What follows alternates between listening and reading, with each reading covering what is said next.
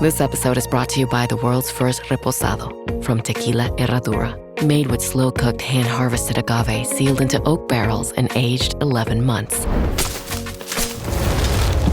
before being enjoyed in your glass. Experience the world's first reposado, Tequila Herradura. Please drink responsibly. Responsibility.org. Tequila Herradura. 40% alcohol by volume. Imported by Brown-Forman, Louisville, Kentucky. Herradura is a registered trademark. Copyright 2025 Brown-Forman Corporation. Hey, it's Sydney Sweeney. I'm not here to tell you to buy American Eagle jeans. And I definitely won't say that they're the most comfortable jeans I've ever worn. Or that they make your butt look amazing. Why would I need to do that? But if you said that you want to buy the jeans, I'm not going to stop you. But just so we're clear, this is not me telling you to buy American Eagle jeans. Sydney Sweeney, Hasbro jeans. You see what I did there, right? So, Travis, there was a story you told us recently. Why don't you share it with the audience? Sure. There's a lot of news articles out there about deepfakes. That's when you use AI to generate either a fake image or a fake likeness of someone, typically online. Like you're right now fake, right? Adam, he's fake right now. That's not really Travis. I'm Travis. Oh, no, that's Travis. You're right. Wait, but you could be talking through Travis. So that's like Travis voice through your... I don't get it. Are you Travis? How do I know This is really Travis? Ask me something only I would answer. Okay. Travis, tell me, have you ever found anything particularly horrifying in maybe a scanner? Yes, I have, and the less said about that, the better. What? Wait, to know it's you, I need to know at least this. What decade was it in? The 1990s. All right, you're in. Yep. So tell us about the AI. Okay, so you can use AI to, in the case of, say, voice or video, take existing footage of someone and then make that into entirely new content. The lighter side of that is the actor Val Kilmer, who's played Jim Morrison in the Doors movie, he was Mad Mardigan in Willow, all that. He lost his voice recently to throat cancer. And thanks to deepfake technology, they set him up with something that he could recreate his own voice. So they could take existing recordings and make that sound like a reasonable facsimile of him so he can, use his voice again. Did it sound like him? Yeah, it did. And the scary takeaway, though, is that if there's a lot of recording of you out there, that means that you might be susceptible to the same thing. They did it with Barack Obama, and not quite a few years ago, but there was a deepfake of Barack Obama rolling around that was just using tons of tape that they had. Funny thing is, I'm pretty sure that was Jordan Peele from Key and Peele because he did. It was Jordan Peele. Yeah, he did such a good impression of him. But they took the video footage of him to make it look realistic, and they've done that with Mark Zuckerberg. Zuckerberg, yeah, I remember the Zuckerberg one. Yep. Oh, the Zuckerberg one was terrifying, but the Jordan Peele one, I thought there was some AI involved with that. Yeah, with the video content, so they were able to make it match up to have make it look like Obama was saying what Peele was saying. I knew I remembered some AI aspect to it. So, yeah, the moral of the story here is just beware that, especially on dating or social network sites and the like, if you see a photo of someone, that could be completely randomly generated to look like a fairly convincing person and be completely fictitious. Right. So that you can tell AI, like, make this person basically, this tall, this amount of good looking, this amount of fit, and it will spit out a face and a body. Yeah, there's a scary website called thispersondoesnotexist.com where it just randomly generates people based on samples of hundreds of millions of photographs online. And there are a few telltale details on there that if you know how to look, you can say like, all right, that could be a deep fake. But for the most part, it's very, very convincing. Travis, is it possible that I could get recreated with like Richard Gere hair and a George Clooney face, or maybe a Brad Pitt face? I think we should do it for Adam for his birthday. It's coming up. There we go. I would appreciate that. Yeah, we're on it. Hi there. I'm Adam Levin, former director of the New Jersey Division of Consumer Affairs, founder of CyberScout, author of the book Swiped: How to Protect Yourself in a World Filled with Scammers, Phishers, and Identity Thieves. And I'm Beau Friedlander. I love to talk about anything involving the various scams people inflict on me. And I'm Travis Taylor, and I love to inflict scams on Beau. Hey, Beau and Travis, I want to introduce you to my friend Loki. Well, his name isn't actually Loki, But for purposes of this show, it is because the story he's going to tell us is fascinating, it's terrifying, and frankly, we should be protecting him as much as we can because this is a pretty scary story. Now, is this low-key, like not peppy, or low-key like the Icelandic god? Thor's brother. Ah, okay. Loki. That's Loki. Hi, Loki. Hi, how are you? We're doing great. It's good to have you on the show. Thanks for having me. I appreciate it. So, Loki, where are you from? I'm from originally outside of Philadelphia, but I have been a New York City resident now for some 21 years. 21 years. So Yes. you just started to live there. And do you Definitely. like it? I have a love-hate relationship with New York, if I'm being honest. I think most people do. I can't imagine living anywhere else. But yeah, in those 21 years, I've accumulated some significant memories. So it's been good and bad. All right. So what's a major love? Oh, I love the energy of the city. It's even in its lull, even in the pandemic, even in 9/11 times, there was an energy to the city. There was almost a resurgence, a rebirth coming out of it. It's fascinating to be involved in that and be a part of it and to witness it and experience it. I love that about the city. So I've heard a lot about how the city, New York City, is going to experience something like the Roaring '20s coming out of the pandemic. What do you think? Listen, I think the pandemic was kind of like a forest fire, right? You know, it goes through a forest, it brings it down to the ground, and then what you see is a lot of rebirth and a lot of growth. And I absolutely love that, and I think that's absolutely going to happen. So what do you do with your time these days? Talking podcasts like this? No, I don't actually. Well, I do some consulting work, marketing consulting. I had started a company a few years back, and that didn't pan out as I'd liked. But now I do some marketing consulting, mostly with financial firms. Okay, and you know Adam, I guess, from that world, yeah. I do, yes. In fact, several years back now, probably 5 or 6 years, I guess. Adam, I don't know, is that how long it's been? No, it's been about that long, and Yeah, for sure. you know, you've been a very good friend of mine and my wife's. And in fact, we just came back from a vacation together a few weeks ago. Yes, it was fantastic. And I would say one thing about Loki, and that is he's like dinner and a show. He is one of the most fun human beings that you could ever possibly meet. Loki, I was watching on Instagram, and man, oh man, you did look like you were having fun. You looked like you were the MC of fun. It's hard not to with Adam and his wife. They've been absolutely wonderful friends to me. And they are a blast to vacation with and not vacation with, to just be around. So now I understand you were a pretty decent bowler there. I have my moments, you know. I think I was a better dancer on the bowling alley than I was actual bowler. But Loki was definitely dancing up a storm in the bowling alley. So are we talking like Hanna-Barbera kind of like wind up dance, throw the ball kind of dancing? We had some of that. We were channeling some Britney Spears. Nice. Yeah, you know. We were doing a few things. We had the robot going, I think, at one point. Awesome. And certainly a lot of people are channeling Britney Spears these days. You know, big true. news in her world. Go Britney, free Britney. I know that this is, I mean, we're having fun right now, but as I understand it, the story that you're going to tell us is definitely not fun. No, and I promised in the prep for this, I would not cry, but I feel like an emotional moment coming on again already. So I don't know. I want to go back 10 years plus. Mm-hmm. I was used as a catfish. I was the catfish for someone else, I guess. I don't know how so let me you understand that describe it. you were used as the catfish. So catfishing is when a scam artist poses as a love interest in order to get money or something out of a victim. So how were you used in that way? So yeah, you're not far off. So I was dating someone at the time. I met through a dating site. I don't think there were apps then, so I met through a dating site. Mm-hmm. And I'm gay, so there's a him involved here. Him, he, with the pronouns I believe he would still use, but we'll refer to him as Voldemort. Okay. So I don't think I've said his name since this whole thing went down.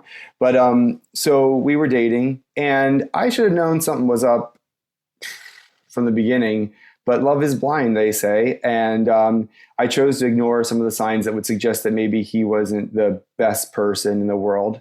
I seemed to pick him.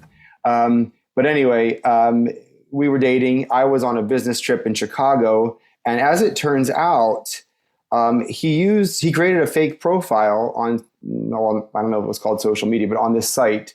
And he lured someone else to our apartment, whether it was for a date or what, I have no idea. Yeah. She's made up her mind to live pretty smart. Learn to budget responsibly right from the start. She spends a little less and puts more into savings. Keeps her blood pressure low and credit score raises. She's cutting debt right out of her life. She tracks her cash flow on a spreadsheet at night. Boring money moves make kind of lame songs, but they sound pretty sweet to your wallet. PNC Bank, brilliantly boring since 1865. It's Wednesday, Adams. I see you're trying to distract yourself from your own banal thoughts. Let me help. Here's a recording thing made of my latest root canal.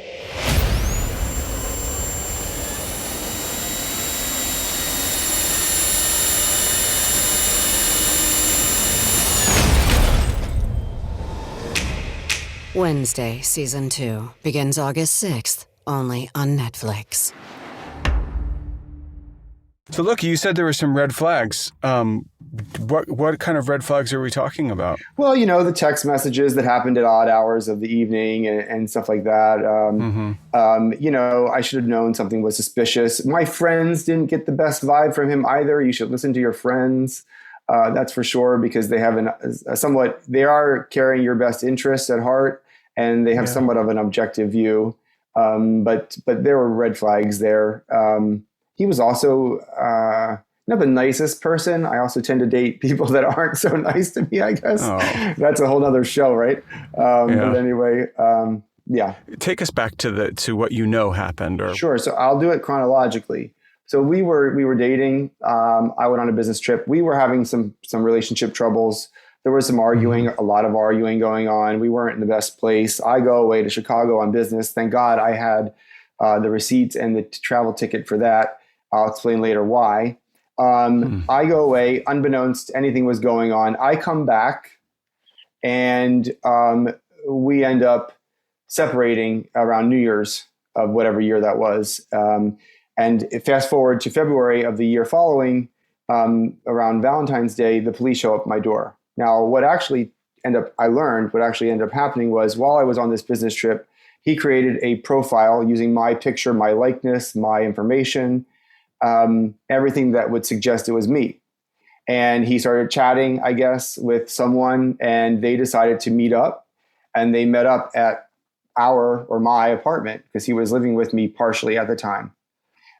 During whatever activities transpired on that day or evening, the other gentleman's credit card fell out of his wallet or his pocket or something along those lines.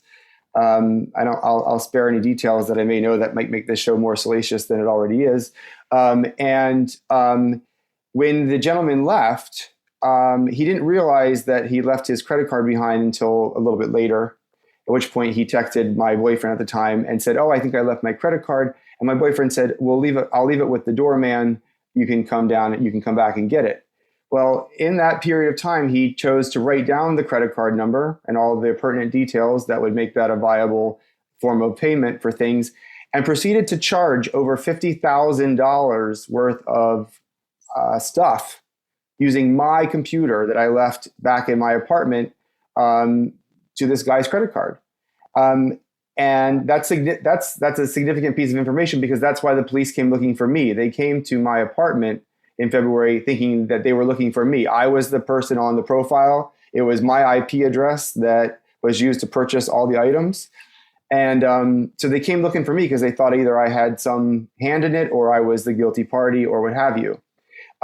So that happened. All this stuff started to show up at my apartment.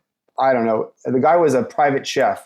He had just gotten a job with a private family, and mirrors. This is Voldemort we're talking about? Voldemort, yes, or mirrors the victim? and chopping knives and like of the best quality all started to show up at my apartment. And I said, well, where is all this money coming from? Because last I checked, you didn't have all that much. And he said, oh, I got this new job, which he apparently had gotten. And he said, I'm just, I got a bonus, so I'm just buying some things, which I thought was odd to begin with because he had a partial apartment that he lived in when he wasn't staying with me.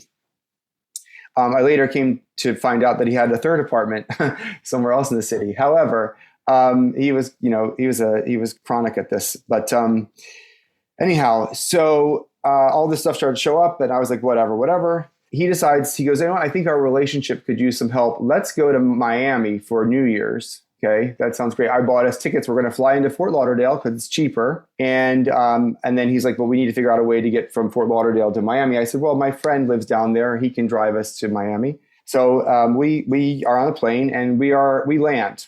He turns on his phone and it starts to go zzz, zzz, zzz, zzz, whatever. It turns out that it was voicemails from the hotel because the credit card that he had used to secure the hotel had been declined. So at this point, I didn't know that then. But at this point, I guess everybody figured out that these were all fraudulent charges being made on the credit card, which was this gentleman who's no longer in the picture. It was his credit card. My boyfriend freaks out, thinking that, oh God, maybe the police will be there or whatever, and tells me that we have to fly back to New York right then and there. And I was like, wait, what? I don't understand what's happening. He said, Loki, just, we got to get back on the plane. So we checked off the plane.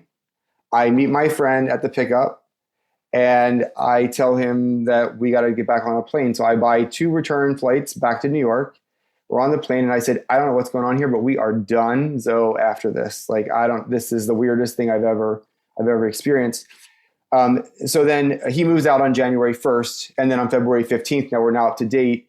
The police show up at my door. I was scared to death. I hadn't done, as far as I know, anything illegal in my life. I wouldn't steal from anybody. I wouldn't borrow from anybody without asking them. Like, this is just not my MO. And I was a licensed securities rep at the time. So I'm like, holy smokes, I'm going to lose my job. Anyway, so I go down to the station and I walk in and the lieutenant hands me a file. You can't see this because this is a podcast, but it's about 4 inches deep. And he's like, this is your ex's file. And I was like, oh my God. So this isn't the first time that he's done anything like this. So he's a big criminal. Apparently, yes. He wasn't American. He was not American. He was from South America. He opens the file and sure enough, there's the profile printed out with my pictures, my information. I had never created this thing. My heart sank. I was like mortified. Wow.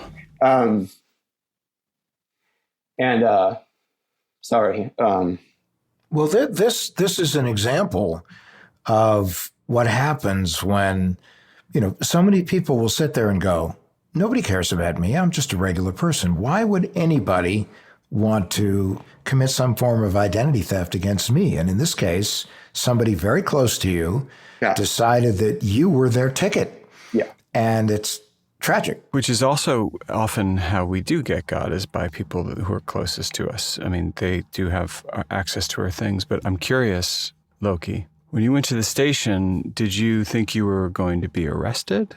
Possibly. At the time, I didn't know any of this had transpired. I didn't know that a profile had been created. I was in what I thought was a monogamous relationship. I wasn't on any dating sites or anything like that. I mean, I had called every lawyer friend I knew going into this visit because I'm like, what can happen when I go there? I had never been to a police station before. So you're there and they present you with this reference book of malfeasance. And they knew this was the dude that you were with, the bad guy, Voldemort. Well, so the guy that was robbed or fraud was committed against, they showed him a picture of my ex, Voldemort, and they said, is this the guy that answered the door or is this the guy that answered the door? And they said, I never met the guy whose profile it was. I only met Voldemort. Which is so common. Yeah, because people use pictures that aren't them. They're like, on these profiles. So that was how they weren't lined up to arrest you. They wanted to talk to you. Yes, correct. Also, the reason why Loki may not have understood that at the time is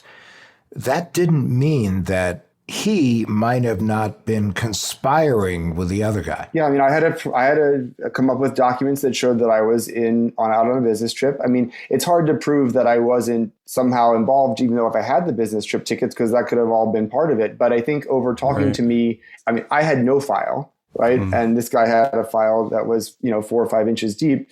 What they did eventually ascertain was that I was in no way, shape, or form involved. But they then asked me to help catch him. Oh. Which was an interesting twist because I didn't realize what was involved in that. And I knew his schedule. I knew his whereabouts. I knew just as he knew mine, which gets even worse. So I knew when he got his haircut. I knew how often he got his haircut. I knew the person he went to get his haircut by. I knew where his place of employment was supposed to be. I also knew where his other apartment, the one that I knew of, was in Jersey, which was out of their jurisdiction. So they couldn't do a whole lot in Jersey. If he had actually left New York City, their hands were kind of tied, which I'm guessing he knew because he did go to New Jersey. But anyway, so he figured out somehow, and I think it was because it was the haircut place. Either he saw them or something, but he ended up sending me an email and he said, I am going to kill you. He said, I know you are helping with the police. And I, at the time, was the best man at a wedding in London, which he was involved in all of the planning preparations for. In fact, he was going to be my date. And he said, I'm going to kill you when you are in London at this wedding. Okay, now is that I'm going to kill you, like I'm going to kill you if you say anything, or like I'm actually going to end your life? Well, at this point, I had to assume the worst because so far it was the worst. Right. Right? Jeez. I mean, this is so foreign to me. I didn't even know there were people out there. It was mind-boggling that this would even cross somebody's mind to do what was done, then let alone to threaten someone supposedly you care about, threaten their lives. I mean, this is the stuff you watch on TV or maybe even hear about on podcasts. But it was unfathomable to me. But so I took it very serious. I hired security. Okay. So now I have to tell my best friend who was getting married that I have to hire, I feel the need to hire security at the hotel. And so I hired security at the hotel, and every guest had to be identified, had to submit a picture.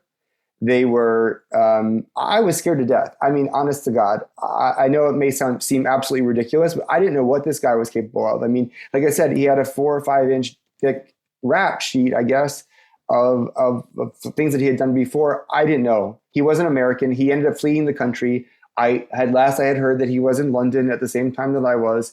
But needless to say, I was not killed because I'm still here. The wedding came to pass.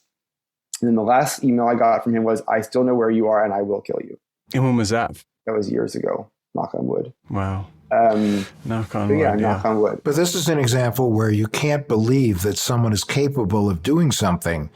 And then after you find out that they really are, then you say to yourself, well, that means they're capable of doing anything. And unfortunately, I'm in their line of sight. I'm in the crosshairs. So that's a terrifying situation. It's terrifying.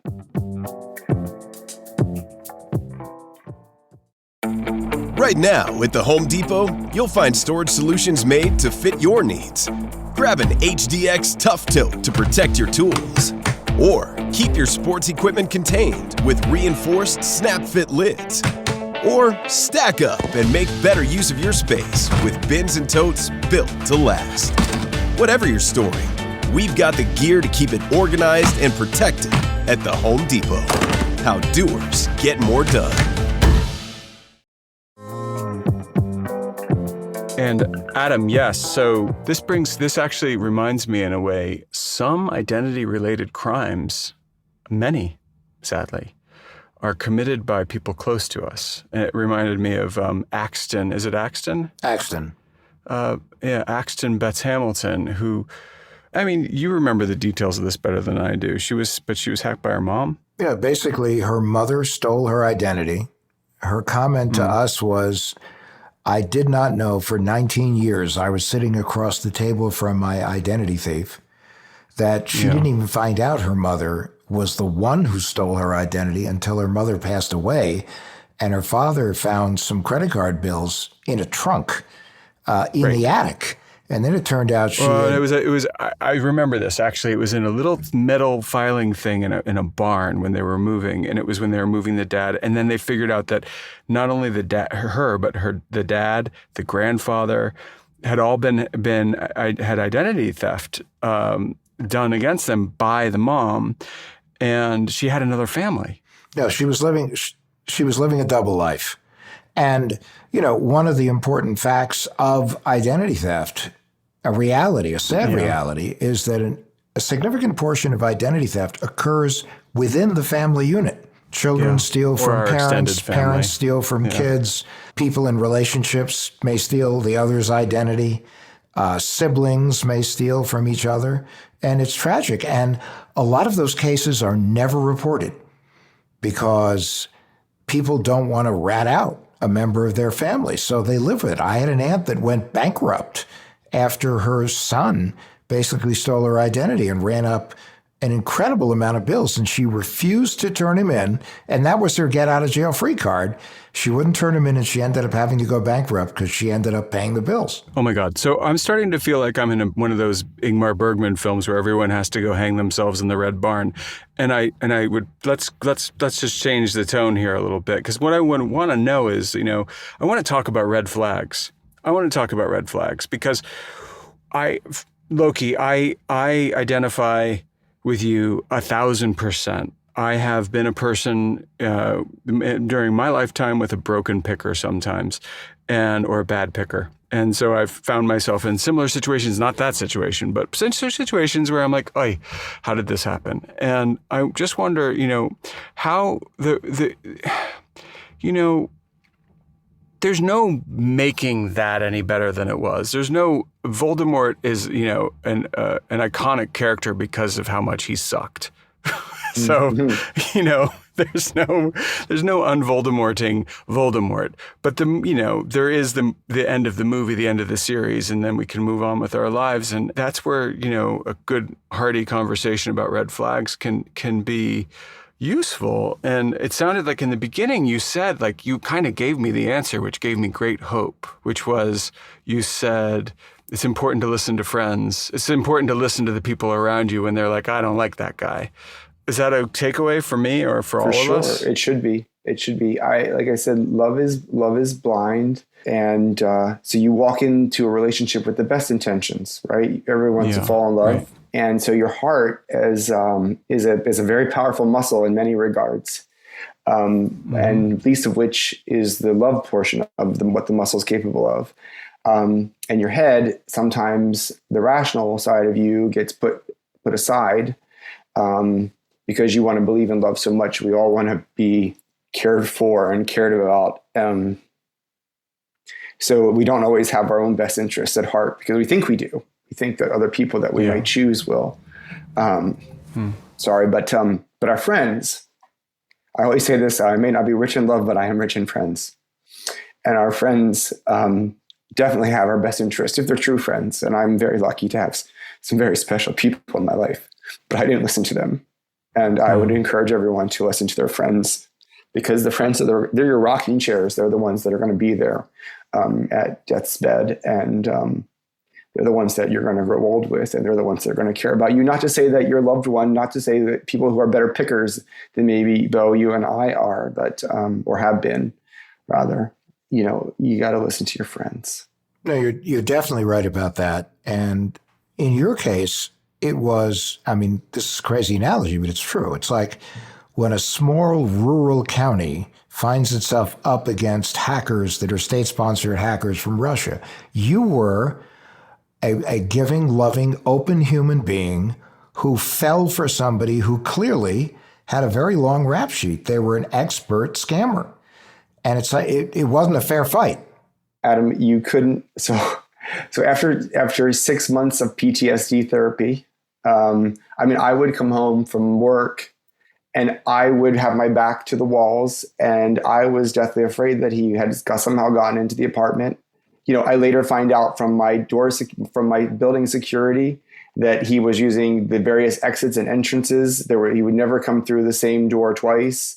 He was finding different ways around the building, which, I'm like, next time that happens, can you let me know? I'm on the lease. But 6 months of PTSD therapy. And I later run into a friend who I had known was his good friend. And I was deathly afraid of seeing that guy because I assumed anywhere he went, Voldemort would be not far behind. And he comes up to me and he says he did the same thing to a friend of mine in Australia. Wow. Ooh. And I'm like, he left here and went to Australia? What the heck? what the heck? But yeah, I was like, well, I don't really care. I don't even want to think about this guy. So I'm like, I'll see you later. Sorry for your friend. Bye. I'm out of here. But yeah, he was a serial scammer. Well, he's a predator. Yes. And there are predators out there. And that's why, believe it or not, one of the things that is very important is there are programs out there right now as part of identity monitoring programs that monitor the dark web, and they're also looking for likenesses and your name that may appear together. Travis, was that right? Yep. Yeah. That's correct. That's AI, yeah? It's sort of an artificial intelligence program, Travis? Yeah, more or less. They set it up just to make sure that you're not, that if you do happen to pop up all of a sudden, that they're able to, let you know before someone's able to start using your identity. So with Loki these days, in the same situation, Loki, if he had that, which didn't exist when this happened, that service, he might have had a fighting chance. Yeah, he might have. It's worth investing in as a service, certainly. That's good to know. Listen, I whatever the service is, I've got a couple now. None that smart or intelligent. These are more after the fact kind of things. I would say do yourselves a favor and sign up for the best one that you can afford. I'm assuming they come with a price tag. I now, even through my mobile phone provider, they offer, because of the level of service I have, they also offer me a program that notifies me of certain things. Take advantage of them, because it's over a decade and I'm still emotional here on this recording, right? On this program. Of course you are. It doesn't care how deep they are. You just don't fully recover from that sort of thing. It's not just identity theft, but it's just like your life, and you don't realize how important these aspects of your life are and what they can do to you, or the impact they can have on your family, or you just don't know. There are evil people out there, and they can find you. And the other point of this is that there are so many people that dismiss identity theft as, somebody took over your credit card. They don't understand that there are forms of identity theft where, in the end, your life could be threatened. Yeah. And it is unbelievably disrupting. It creates emotional upheaval, and it stays with you for a very, very long time. So, yeah. Beau, you asked if I thought he was serious about his death threat. At the end of the day, he was a sociopath. Yeah. He had zero regard for. I learned this through my therapy. He had zero regard for authority. He had zero regard for society. Anything that he was doing was just what he wanted to do. With that, all I could say is, if you're sociopathic, you don't care about the repercussions. I don't know. That's my take on a sociopath. I think that's right. Adam, what's the service that you were talking about that can monitor the various places that might be using an image? Well, it's called, when you get credit and identity monitoring programs from the 3 major credit reporting agencies, as well as a number of third-party vendors, look to make sure that they also have dark web monitoring. Dark web monitoring will actually notify you when a sexual predator moves into your neighborhood.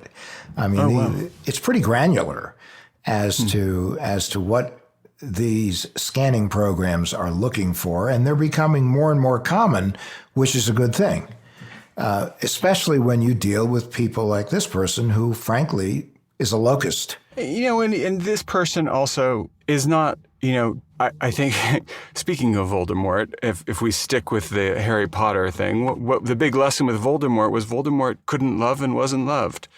And you yourself said that, you got to trust your friends, and you're a blessing, and he's a curse. So I think we just stick with the blessing. Well, listen, we can't thank you enough for actually sharing your story with us. I know it was difficult and it's emotional. And, what's so important about what you did, and also what we try to do here, is it can be cathartic in a very positive way. And it also helps people understand the dangers that are really out there that so many people aren't taking seriously. Yeah. So really, thank you for being courageous enough to stand up and talk about this. And thank you for giving me the platform to do so. I appreciate it. You did something that is so important in this threat landscape, this threat environment that we find ourselves in. And it is that you spoke, you told your story. And we try here on What the Hack to create a no shame zone. But, when it's about maybe getting scammed on when you're buying something that is not actually for sale, it's a lot different than this. And so from the bottom of my heart, I just want to thank you for opening your heart and telling us the story. Well, you're certainly welcome. If it helps someone, that's why I'm here. That's why I'm presenting this information. And I appreciate what you guys are trying to do, or what you guys are doing, rather. There's no trying, there's just doing. So thank you for doing what you do. And thank you for giving me the platform to tell my story. And I apologize for being all emotional. No, I think you've truly expressed the true emotion that comes along with being violated like this, because being a victim of identity theft is being violated. And it's so important for people to understand that. Thanks. Thanks a lot. Thank you. Thanks, everybody. What the Hack is a Loudtree Media production in partnership with Large Media. That's LARJ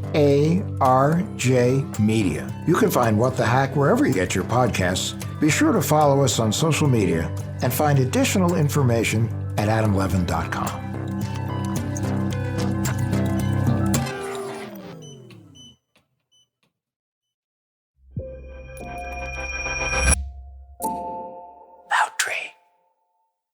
Behind every empire are the people history tried to forget. Lost Roman Heroes tells the stories of the remarkable characters who shaped Rome from its mythical beginnings to its final fall. Each episode blends armchair storytelling, sharp historical insight, and a bit of humor to bring these lost figures to life. From generals to scientists, from rebels to empresses, from priests to politicians, these lost Roman heroes have one thing in common. They stood up for civilization when the bad guys threatened, and in doing so, they changed the course of human history. If you're into history that's vivid, surprising, and deeply human, this show's for you.